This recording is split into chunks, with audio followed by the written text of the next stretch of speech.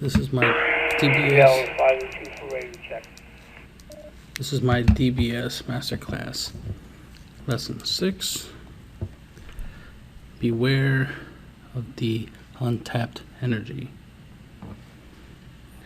So, this video, the idea is obviously from experience, when you play the game long enough, there's certain things that you notice, certain tells, certain actions that automatically make you think of certain things. Like, if your opponent has one yellow negate, one yellow energy up, most people think, he has a flying nimbus, or she has a flying nimbus.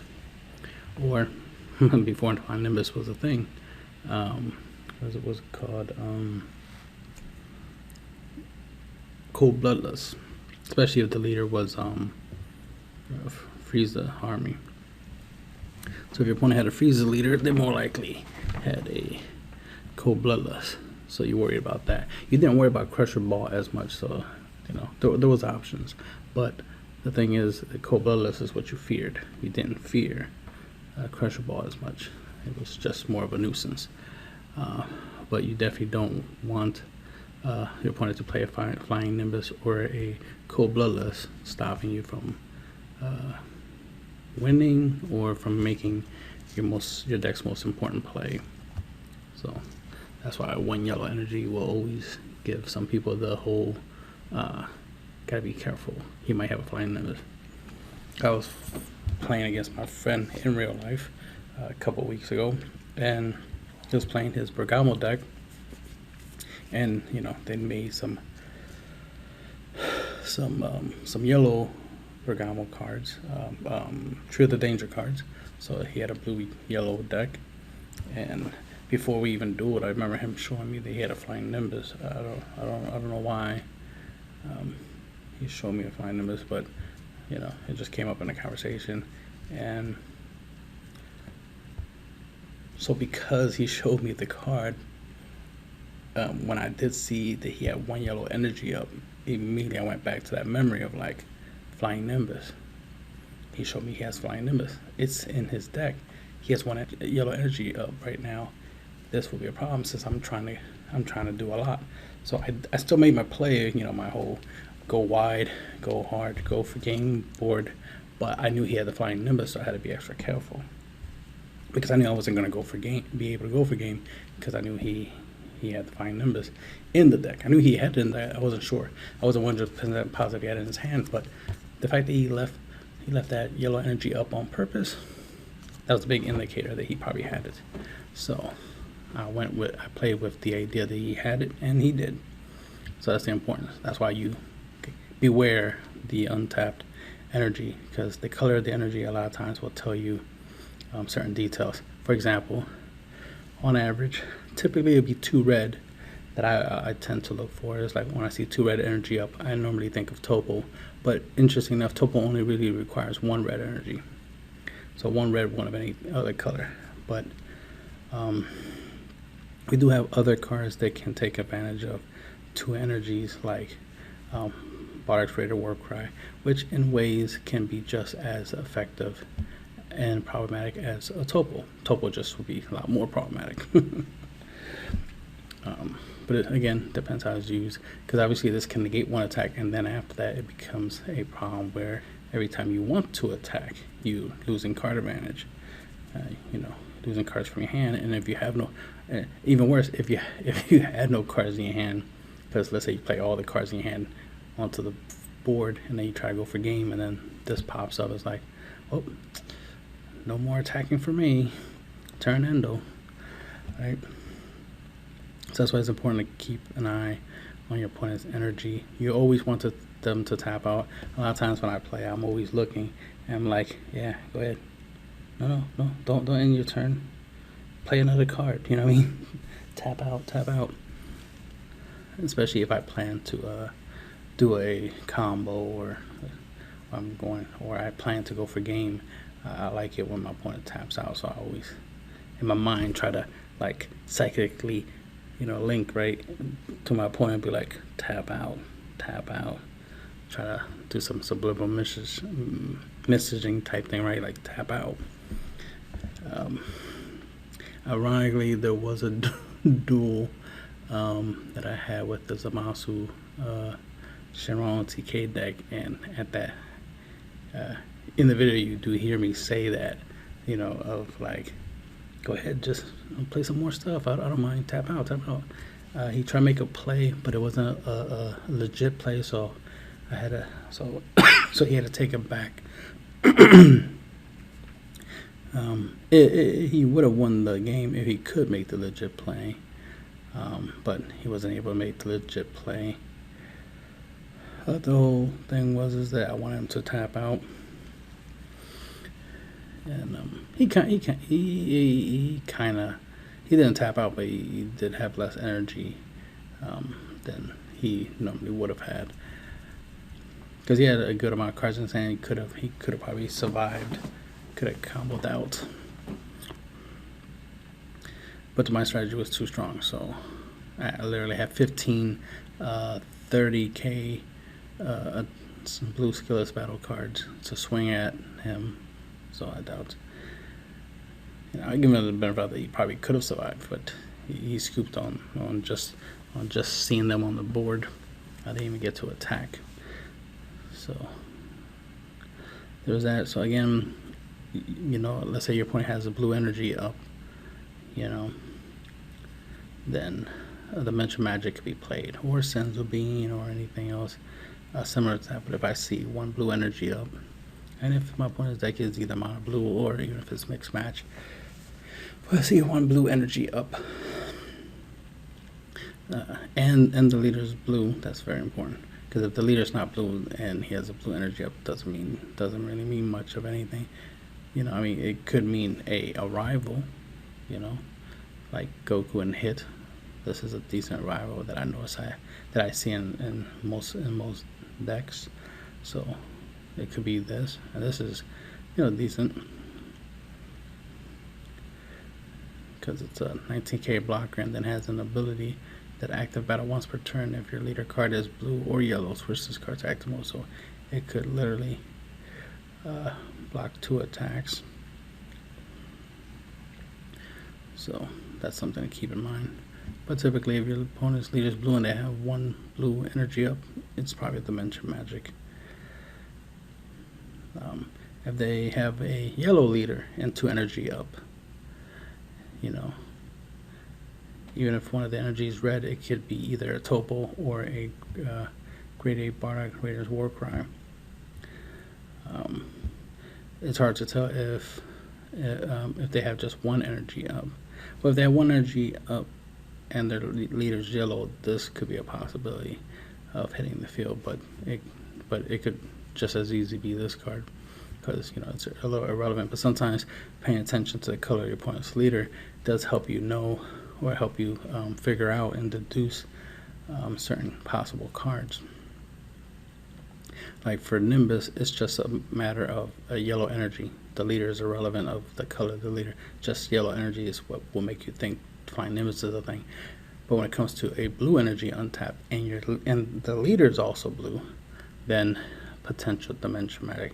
Topo just at least 1 red energy. So if there's 1 red energy, if there's 2 energies and one of them is at least red, then possible Topo or a Bardock Raider's Warcry. But when it's just 1 energy, whether it be green or whatnot, it's a little bit tougher. But interesting enough, if the leader is yellow and they have like 1 random energy up, like green energy or something, then this might be a possibility. But typically 1 energy up can, in any deck, can obviously be a protector of the people. So that's something to take into account. A lot of times you're not going to be able to stop these cards unless you have like a counter or some way of making it harder for them to use these cards. But knowing that these cards exist and looking at your opponent's energy and figuring out like, my opponent might actually have a Flying Nimbus, so I gotta be careful about trying to take my whole hand, put it on the board, and swing at my opponent.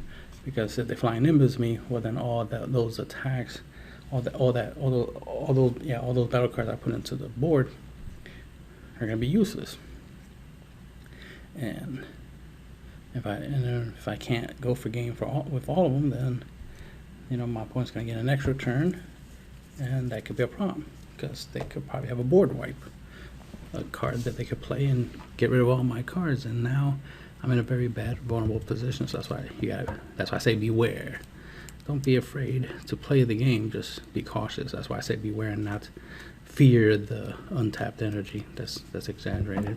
They're cards. It's a game. You win, you lose, but you can reduce the chances of losing if you pay attention. And that's the important thing about this video, is pointing out the idea of paying attention.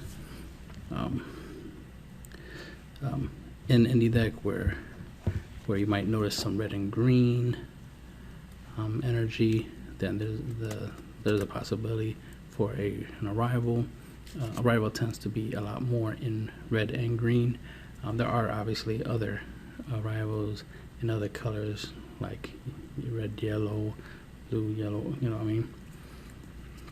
Obviously, arrival is mainly in multicolor cards. It's just that I notice a lot more red, green arrival. So that's something to take into account. See, little details like that, like noticing that a certain color has more of something than other colors, then that right there gives you an idea of what your opponent is and isn't playing. And I personally use right now Super Saiyan Blue Gogeta red green arrival, but I noticed this one gets used a lot by a lot of other players, so that's why I'm showcasing this one. This is the one I more likely will see if I was playing other people. But if people are playing me, they will see the Gogeta more. I am trying to incorporate this. I do like this idea, because I do definitely use this. I do definitely use that. Of course, I use Topo, Dimension Magic, this in some decks. But I am definitely trying to incorporate this. One green energy and your opponent's leader is mono green. Very important detail. Cause that's the thing. If their leader is multicolor, like red green or something like that, or blue green, then they're not going to dormant potential you, even if they have one green energy up, because the leader has to be mono green. So if you go up against a mono green leader, then there's a high possibility this card is in that deck. So that's something to look at. Let's read its abilities. If your leader card is mono green, choose any number of your opponent's battle cards that adds up to total energy cost of 2 or less and KO them. Additionally, you may choose one green card in your hand, discard it. If you do, your opponent can only attack one more this turn. Can only attack one more, period. So that affects the leader, that affects unisons.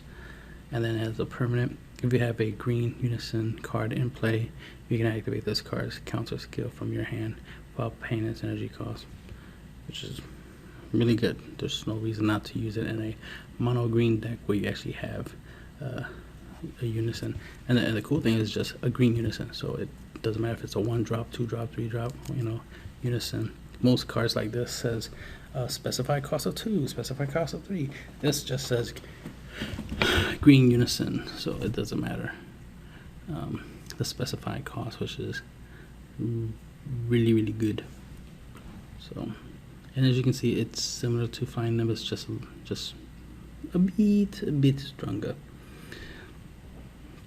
Like we've mentioned with Topo, we have Gohan Baby's minions. So if you see 3 energy and at least 2 of them are blue, there's a possibility that this might come out. If your opponent has 1 red energy and their leader card is red, this might be something you have to be concerned with. You might have to look out for this, or the other card that a lot of people play more. It's just that this one I consider to be more problematic, better in my opinion. But there is after image technique. If I'm right, that's what it's called, after image technique. So that's the red sparking negate. That gets used more. So if you see one red energy and you're going up against a red leader, it's probably a after image technique. So you gotta be careful. And then just showing these as an example, because if your opponent has some multicolor energy, you're gonna have at least one, and then these, you know, get reduced by one cost on your opponent's turn. So if they have at least one red energy within those multicolor energies, then this might be something that you have to might have to deal with. Or one blue energy, you have to deal with this, or one yellow energy, you have to deal with this. Well, most yellow decks have this in the deck. Even if they don't get it for the 2 cost, they still can get it for the 3 cost. So, you know, so if you see 3 energies in the mono yellow deck or something like that, in active mode, there's a possibility that there's a Chomp of the Trickster there, or, you know, some combination of Raiders War Cry, Bardic, and Bardic Might to Resistance. So there's those possibilities, or, you know, a combination of Flying Nimbus and maybe Bardic or something like that. You get the idea. And if they have one green energy in that energy area, then it could be a Vegeta the Cruel. Just some possibilities of what your opponent could have in their hands to respond. Typically, you always assume if your opponent has energy up, they're going to have some form of negate, a rival, counterplay, or just in general. Let's see. Yeah, these have it. These have, you know, 1 energy 10k, 1 energy 10k, 1 energy. You know, you might have to just contend with the fact that your opponent could potentially just pay 1 energy and 10k combo out of one of your attacks that you might have tried to go for game 4. So you gotta take that into account. So the energies typically, you know, in active mode typically will mean that they're saving it for a response, for a counterplay. You know, a counter play, playing a counter, like counterattack, or an actual counterplay card, or a rival, which is a reactive card or battle trick, whatever you want to call it. And that'd be it for the video. Beware the untapped energy.